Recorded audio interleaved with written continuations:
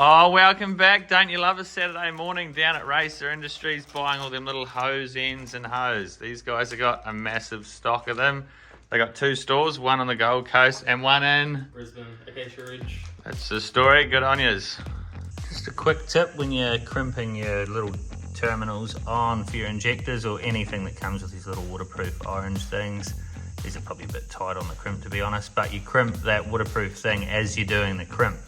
For the terminal, a lot of people you see, they just try and poke them in the end of the plug.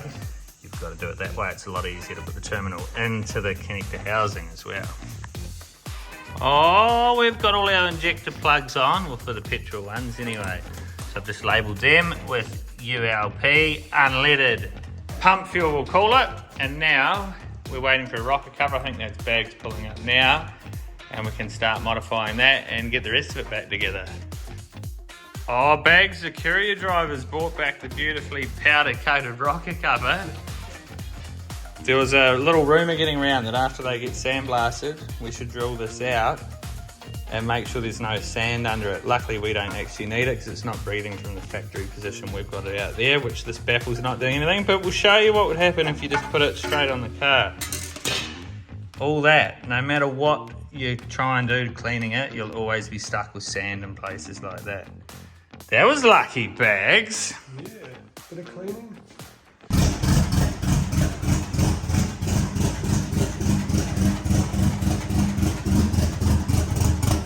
Right, a bit of a recap on what I did yesterday. I got stuck into it. We've got all the fuel plumbing done for the unleaded side, so we've still got E85 in the tank at the moment.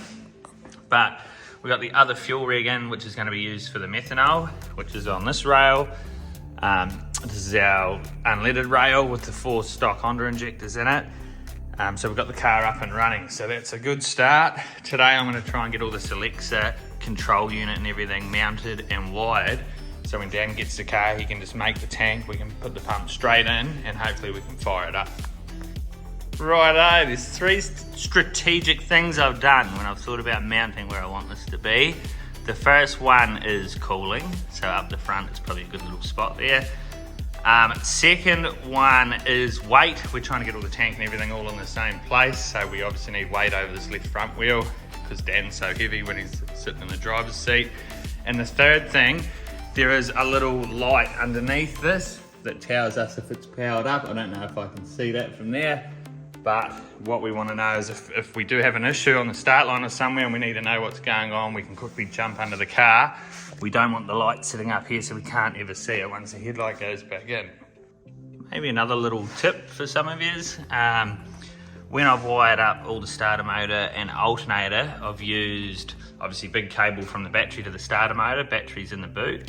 Now at the same time, so everything goes to this post on the firewall. So starter motor feeds off there and so does the alternator feed. Now the alternator power feed wire size down there is the same size as the starter motor, which is overkill, but what it does is gives us the ability to power up other things from it. So we're using the back of the alternator now to just go straight to our relay for the Alexa pump rather than having to go back to the battery.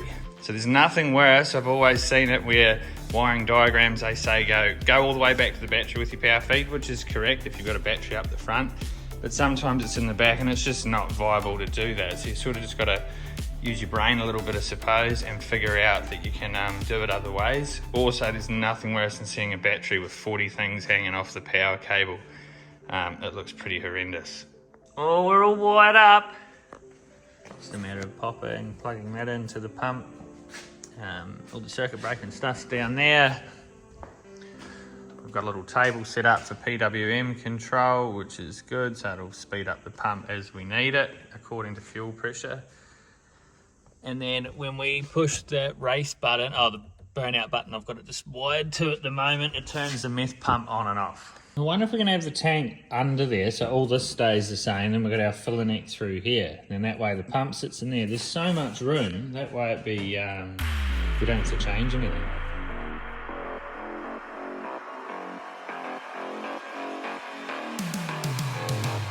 Break it down.